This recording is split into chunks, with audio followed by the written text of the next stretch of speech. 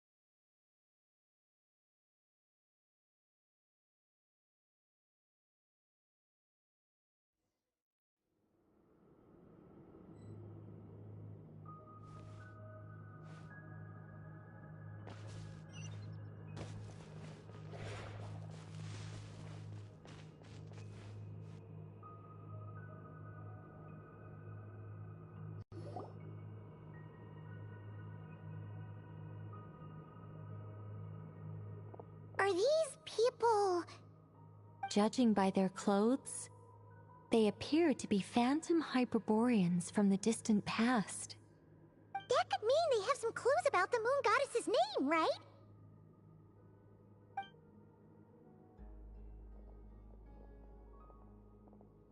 Hey there! Could you tell us what the moon goddess's name is?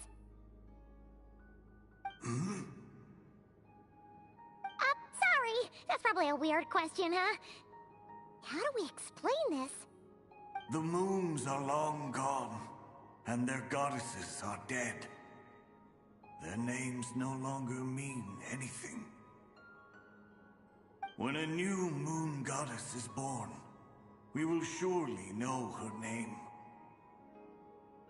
We have used every last resource at our disposal. All that remains is to wait, patiently and quietly.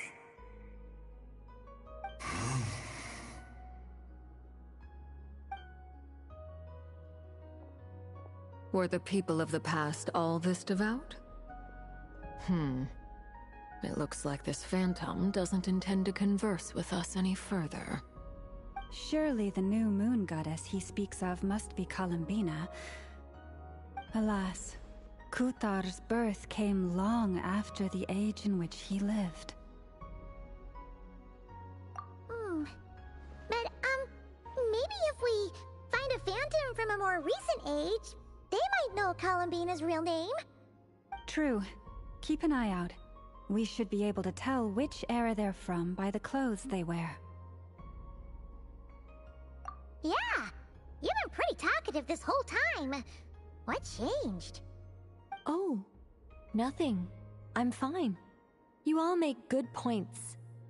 When the Hyperboreans speak of moon goddesses, they mean the three from truly ancient times. I can't imagine they would know anything about our current moon goddess. There once was a time when the moon goddesses blessed them greatly and protected them from harm. So, when the war between the gods and dragons plunged the world into chaos, it seems they looked once more to the moons for help, praying for a new goddess to be born. Yeah, that checks out. Let's continue on. Who knows what else we may discover?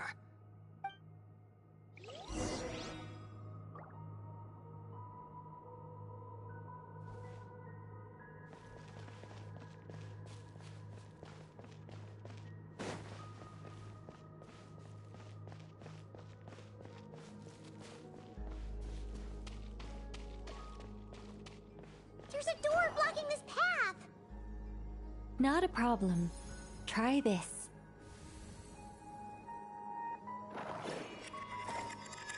Whoa! How did that door suddenly collapse? This device was maintaining the door's integrity. Remove the core, and the device stops working.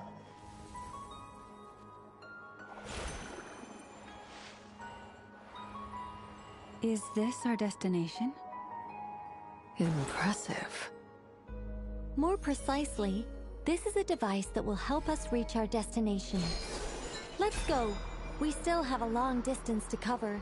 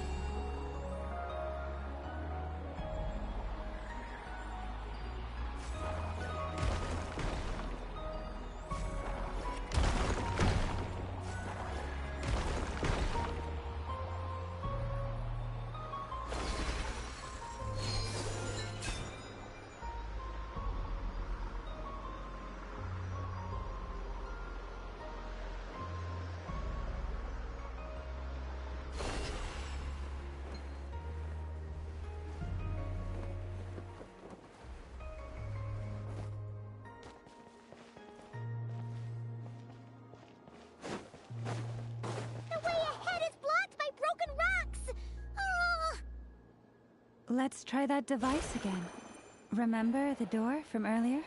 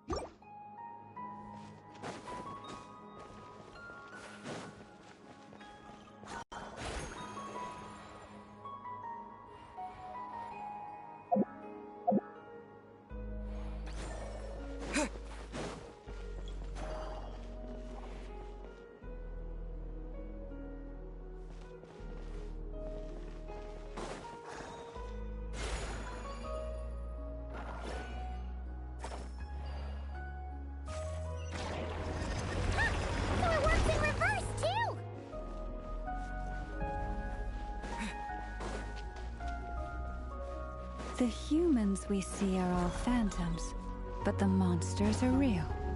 What a fascinating place. There'll be plenty of time to admire it later.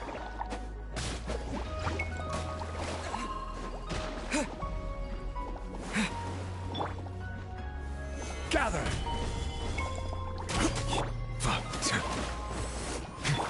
Let's play! Time for takeoff. Settle down! Be sanctified. This is order. Here we go!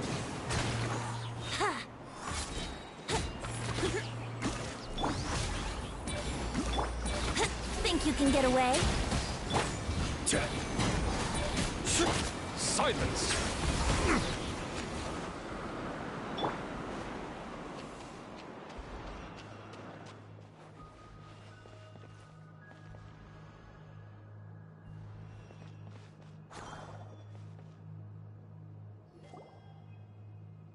Ooh, there's a whole bunch of artwork in here. Seems pretty old. Nicole, this is probably your area of expertise. What do all these paintings mean? Let me see. To understand these murals requires some knowledge of the history surrounding the War of Funerary Flame. I shared a little of this with Lauma before. Yes, I think I follow. The dispute between the Moon Sisters, the transformation by Nibelung.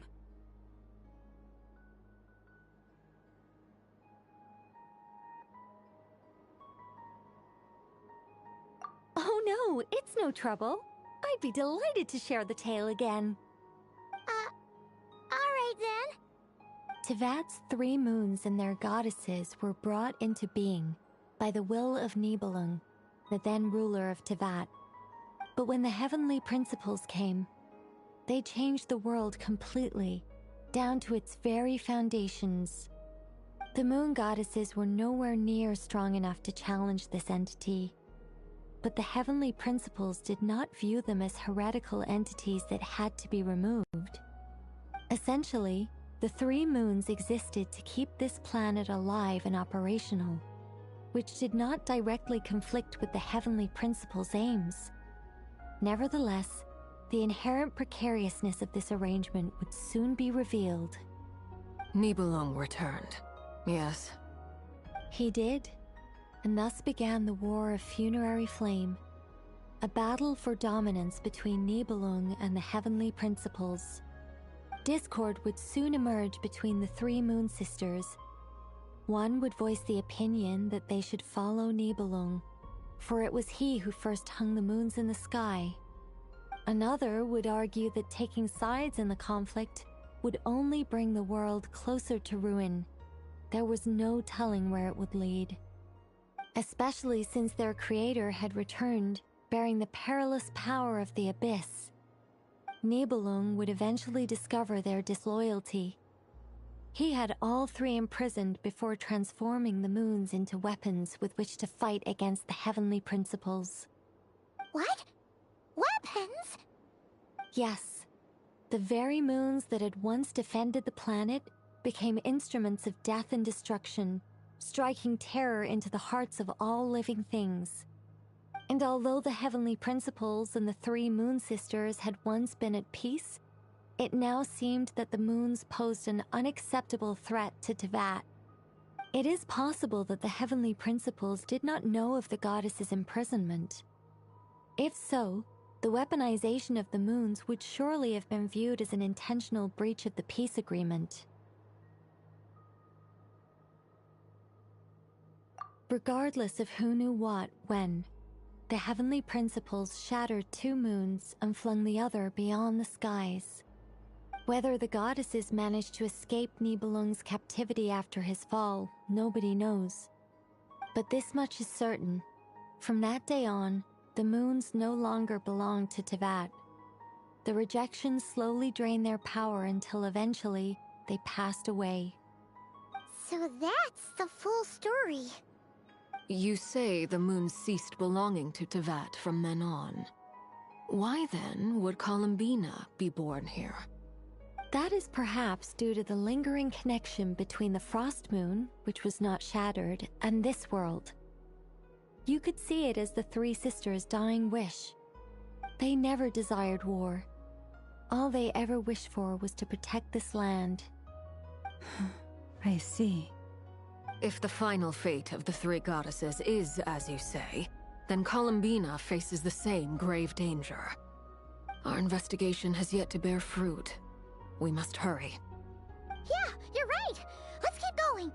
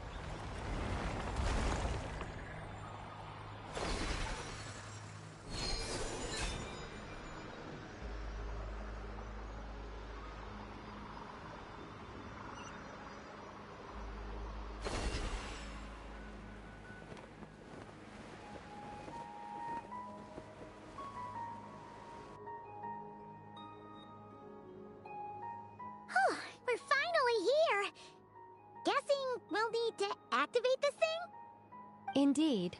I was a little worried about that at first, but as we got closer, I sensed that the Kuvaki within it flows unimpeded. It should be functioning normally. The only issue is how to activate it. It's looking a little worse for wear. What about the cores from some of the other devices we've seen? Can we repair it using those? In all likelihood, yes. I imagine that would have been the Hyperborean's backup plan.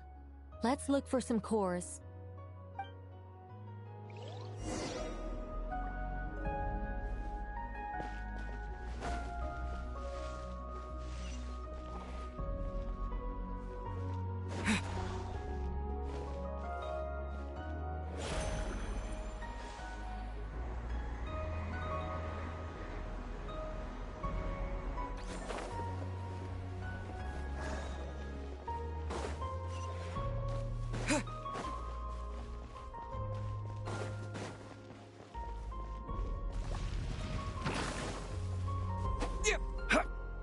Stabilize! Yahoo! Time for takeoff. Bow your head.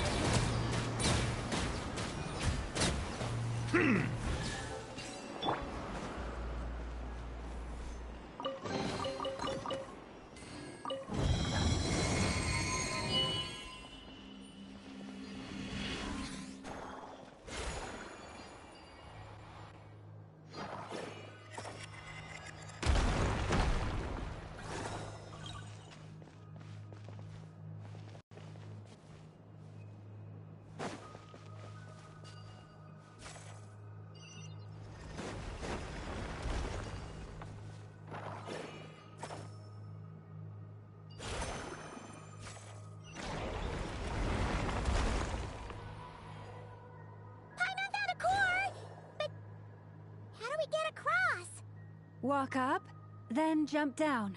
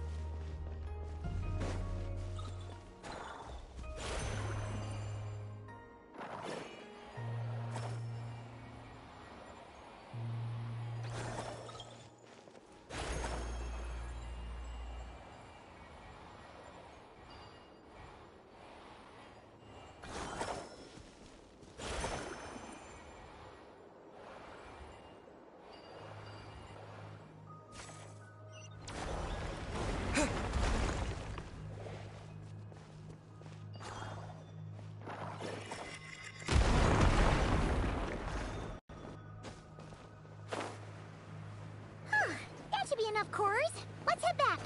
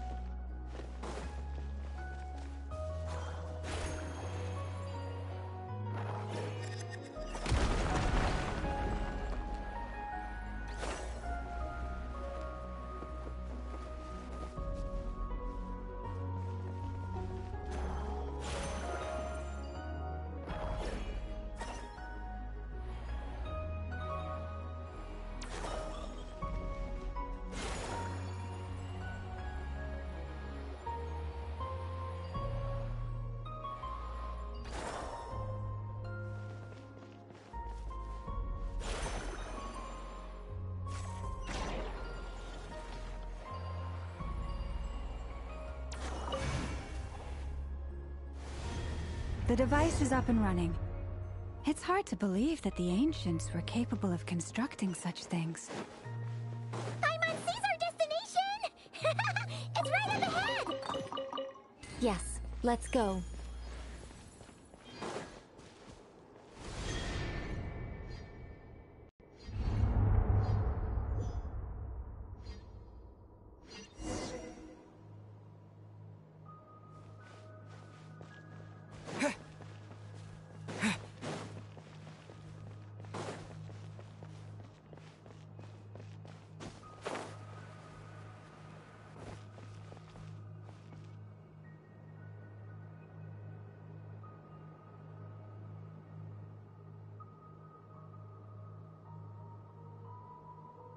This is where the people of Hyperborea communicated with the moons.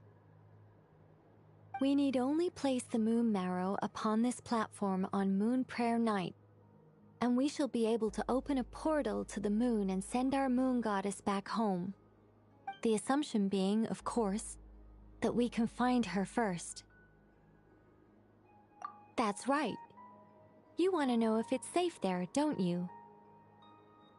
And yet, she has no choice but to return. You know this. That's not the only issue here. This is the end of the line, right? We've explored everything we can. And despite looking at historical artwork and talking to people from Hyperborean times, we're still no closer to learning Columbina's name. If it's not too much trouble, could you tell me exactly what Alice said to you about finding her name? Oh, sure. What she said was... Then your first job is to find it. As a moon goddess, I'm sure she must have a name she identifies with. Neither Columbina nor Kutar is her true name, and she's never really accepted either of them. Is it not also possible that she has never had a true name? Not at any point in history? That would be a hard pill to swallow. But at this point, we may have to accept that that is the truth. No one knows how she came into being, and she certainly doesn't have parents in any sense that we're aware of. Perhaps she was never granted a name at all.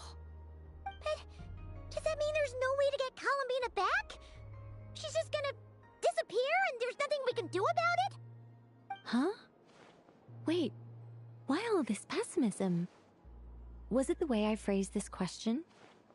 You all seem to be taking this in completely the wrong way. Well, just because she's never had a real name in the past doesn't mean she can't have one now.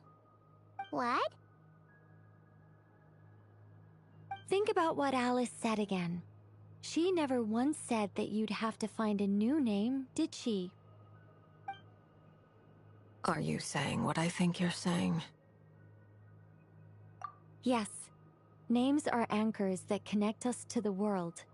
If she doesn't have one already, then all we have to do is create one, no? It's like... yes. Traveler, when you first arrived in Teyvat, do you think you would have turned around if someone behind you shouted, "Hey, Tumaini"? But what about now? I understand what you mean. Life is a long journey. Even the friends and family by our side can change over time. When people call you by different names, what matters isn't so much the words themselves, but what they symbolize. And of course, whether that resonates with you. Lumine. So, close your eyes and picture the moon goddess in your mind.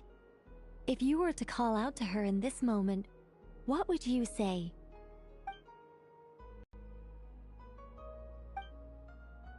Columbina. Columbina. Paimon will call her Columbina too. Well, she has long forsaken everything that Kutar represents. I think from now on I should call her Columbina too. Well, it sounds to me like you found your answer. you sure? Is it really that simple? We haven't found her this whole time, and not for lack of trying. For a journey like this, the process is every bit as important as the outcome. Had you not searched far and wide, rejecting every other answer you were offered? How could you have come to an answer you felt was finally correct? Oh, it all makes sense now. This has Alice's fingerprints all over it. Are you suggesting that Mage knew from the start that Columbina never had a real name to begin with? I can't say for sure, but I can definitely imagine her chuckling in satisfaction somewhere right now, saying, "Ah, what fun." Lalma! Your antlers! You should hurry. The festive moon has begun to rise. Do not worry, for when you called the name Columbina just now, I could sense that the power within was enough to summon back the moon goddess. The power within what? The name? Yes, so, the thing is, What's wrong now? this is so annoying. I really want to explain how that whole thing works, starting from the founding principles of Tevat and... Oh, I could talk about this for hours. But... Deep breaths, Nicole. Deep breaths. You're an angel. A sober, sensible, solemn angel who has her priorities straight. Okay then. Sorry for asking. Clearly a bad call on Paimon's part. Anyway, you all need to hurry. Last thing, remember how it felt when you called out that name. Then it is agreed. By the name Columbina, we shall find her. Then we'll throw her the best Moon Prayer Night party ever! And at last, we will send her home.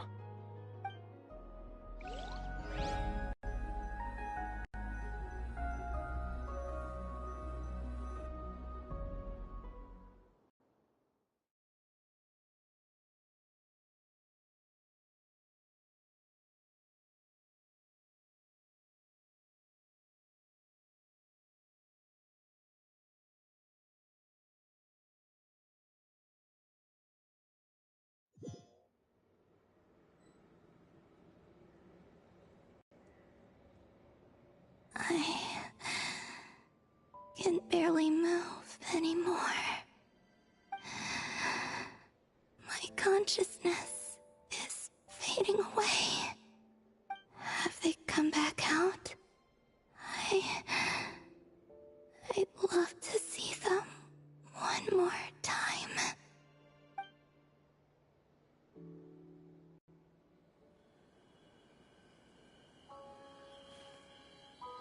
They didn't make it.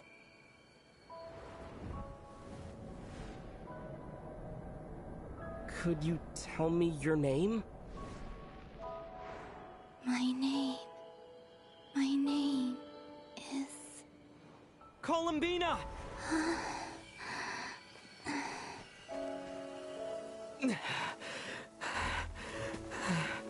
Columbina! Are you here? Columbina! That's the name you gave when we first met. And it's what I've called you ever since. Columbina. It's a fine name. I have many fond memories of Columbina, and so do all of your friends.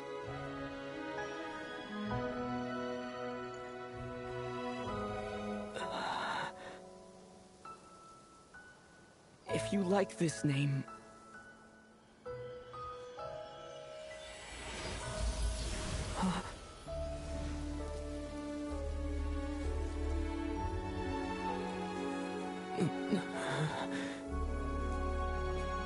Looking for me?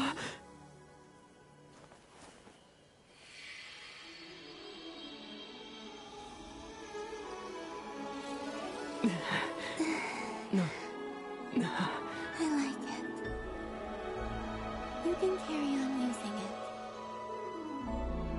My name is Columbina Hyposelenia.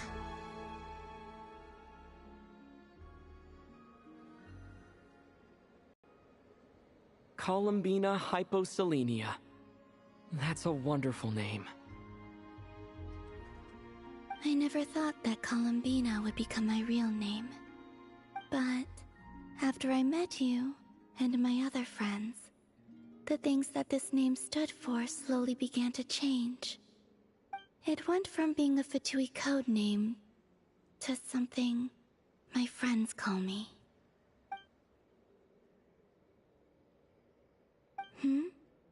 What is it? Why aren't you saying anything? I'm just so happy for you. Thank you. So, where's everyone else? We can go and meet them very soon. Everyone went to different places to try calling your name. Great. I'd like to thank them as well.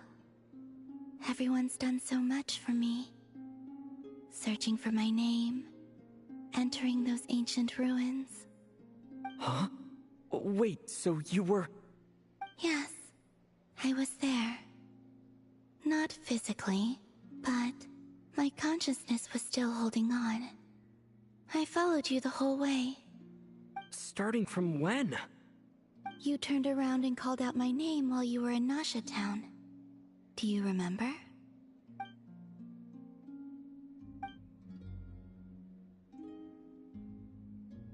Let's go. We don't want to keep them waiting. Sure. In that case, come with me. But... Hmm? Before that... Could you call my name one more time? Sure. Come with me, Columbina Hyposelenia.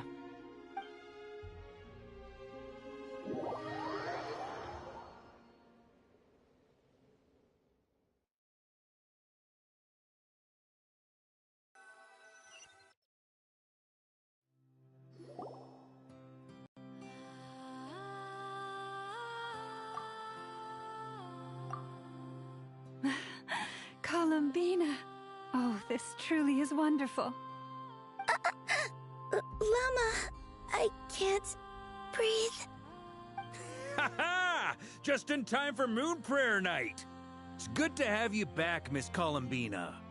Yeah, we were worried sick. Thank you, my friends. With your help, I now have a name that belongs to me. Columbina Hyposelenia. Where's the second half from? You added it yourself? That's right. It means... Born beneath the moon. Yes. And by extension, it can also mean born beneath this world. A fine name. Now, as much as it pains me to interrupt this beautiful reunion, I feel obliged to remind you that the Moon Prayer Night celebrations in Nasha Town have already begun. Don't you want to enjoy the festivities? There's so much to see and do. And some of the ambient lighting and entertainments were sponsored by the kind souls in the Hexen Circle. Nicole? Why have you turned into Dodoko? So you're Miss Nicole. Thank you for helping us, and for helping me find my name.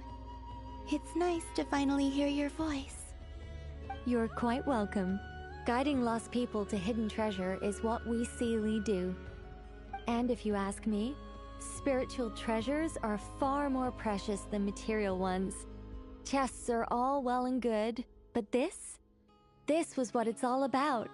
Ah, so satisfying. Anyway, I had to go help Alice. It seems like she ran into some trouble. That's why I couldn't be here in person. But don't worry, we're with you in spirit. We'll be celebrating right along with you. Keep an eye out for the Hexen Circle's festive stalls in Nasha Town. I think you'll like what we came up with.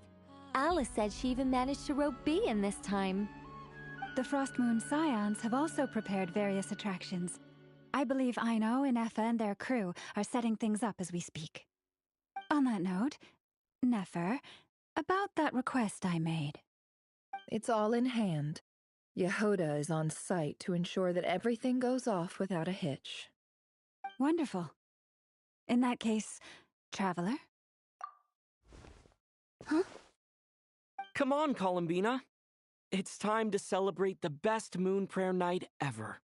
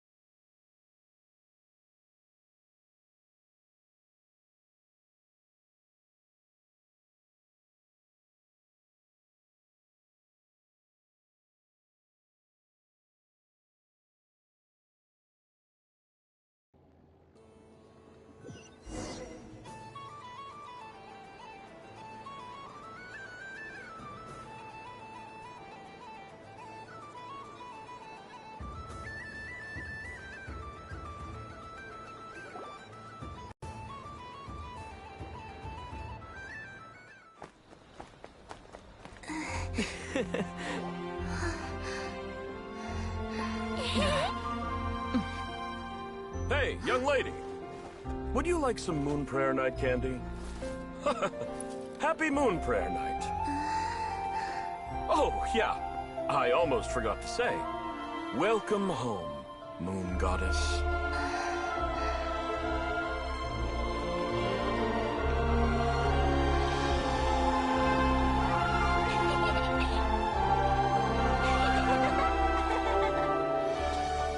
Welcome home, Moon Goddess.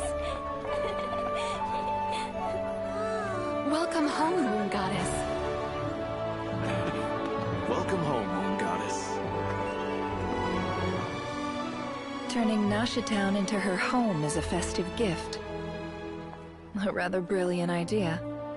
Perhaps this is what Nodcry, Columbina's home, should have been like all along.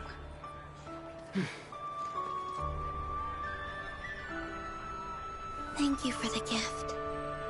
I like it a lot.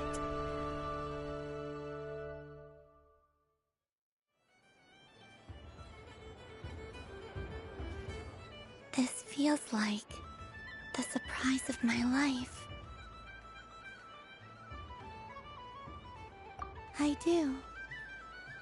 I never imagined I'd ever get to enjoy Moon Prayer Night with everyone so freely. If you're happy, we're happy. Quite a strategy you came up with. Hide the tree in the forest. It's not your usual style, Lauma. Is there something about Moon Prayer Night that enhances what's in your head as well as the antlers on top? Apparently so. It even inspired a perennial penny pincher to use their resources for a greater cause. It truly is a magical festival.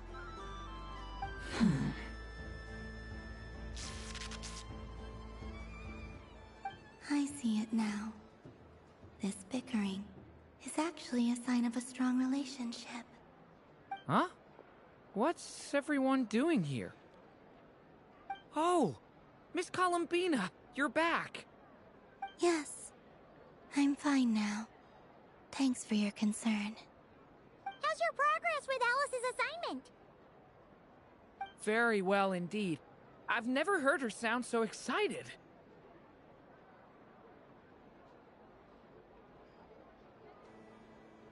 Not like this. This time, her excitement seems more serious. Seems like she's had a major breakthrough. She said she'll contact us once she knows more. In the meantime, we're free to relax and have some fun.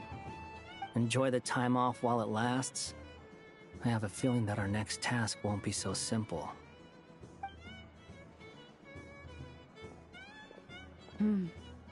I should go. I still have a few things to attend to at the Frost Moon Scion's stall. And I think I'll take a look around. With any luck, this once-in-a-year festival will come with once-in-a-year opportunities. Hold up a second. Where's Varka? I believe he made a beeline for the flagship the moment he entered Nasha Town. Ah, that's Mondstadt for you. They know what they want when festivals roll around. Goodbye for now, Columbina. I hope you have a wonderful night. I will.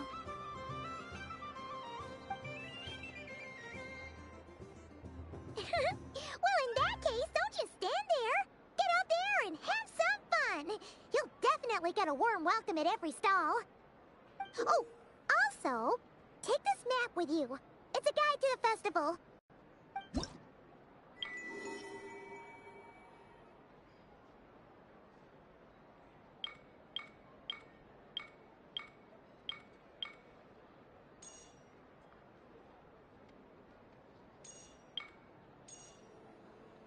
The Frost Moon Scion stall is over here.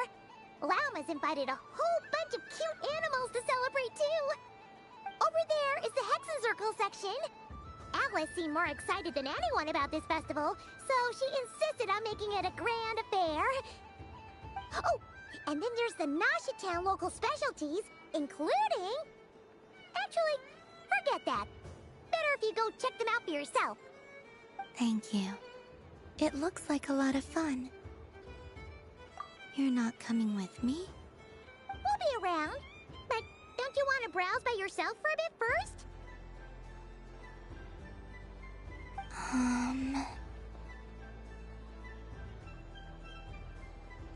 Yep. If you find something you like and want to try it out together, just give us a shout. We'll be right with you. Otherwise, just relax and enjoy yourself. There's so much on offer, so try to experience as much as you can. And don't forget to stuff yourself with all the delicious festival food!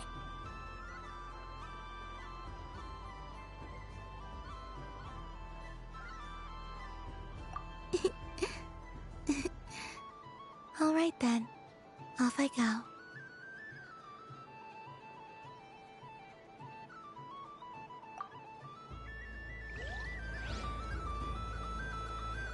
Where should I go first?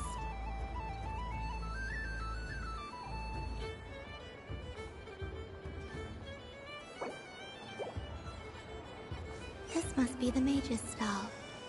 It feels like I've entered a fairy tale. Ah, how lovely.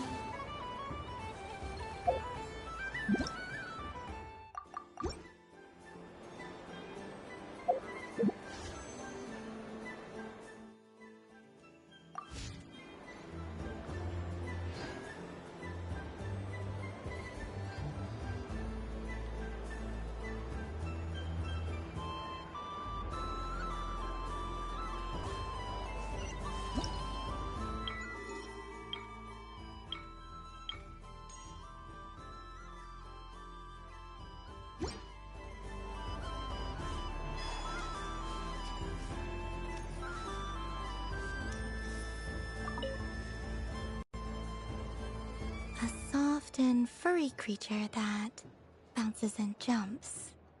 Welcome home, Moon Goddess. This one talks too. Allow me to introduce myself. I am a Dodico from a distant archipelago, the most mischievous of all my Dodo brothers and Dodo sisters. When the going got tough, I powered through, and when I met obstacles, I boomed them away. That sounds like a lot of fun. Doesn't it just? Oh, but then the trouble started. Recently, I found a lovely beach, the same beautiful jelly color as my hometown, and so I dove in to have a look. Only to find it overgrown with seagrass and nasty little spiky fish everywhere, looking to turn me into a Dodico kebab. I made it back to shore by the skin of my teeth, but my tail was sorely hurt. Couldn't you just boom them away? Oh, I wanted to, believe me. But I've heard that you, Moon Goddess, can understand animal speech. The last thing I wanted was to cause a gigantic fuss and get taken to court by a school of spiky fish. I'd be driven out of these waters for good, and my winter holiday would be ruined. And so, dear Moon Goddess, I was wondering if you might lend me your allegiance. Are you roping me into a crime? Oh, let's call it a once-in-a-lifetime carefree adventure. Does that sound better? All the festival goers tonight are dressed up as the Moon Goddess, but there's nothing to say that the Moon Goddess can't disguise herself as a Dodoko, is there? Besides, this is your home. You should be free to be whoever you wish. I'm afraid I'm not well acquainted with Dodokos, Madam Mage. Oh, that's quite all right. We Dodokos are innocent, happy creatures with a free-spirited nature. Many, like myself, are mischievous troublemakers. Others are lazy souls who like nothing better than to lie down on a nice rock and take a nap. In our eyes, every creature who yearns for happiness and freedom is a Dodoko. But perhaps in yours, we Dodoko are a fluffier and more mischievous breed of Kuhenki? Yes, that is a much easier image to follow. Oh, wonderful! Then let's play! Grab onto my tail and follow me into the sea! Time to settle some scores with the bad guys!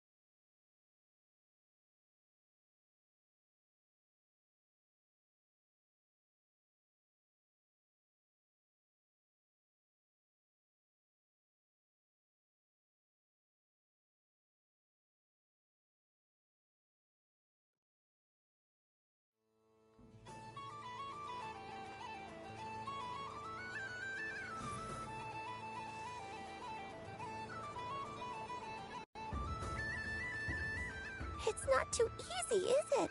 Still, I'm sure you familiarize yourself with Jumpy Dumpty's attack range, and so, what do you make of it? The use of Jumpy Dumpties doesn't come as naturally to me as Kuvaki, but their unpredictability makes it fun. I think they call this... novelty? Indeed! Not bad. Any guilt? Hmm? What do you mean? Oh, wonderful! Lovely answers to all 3 questions.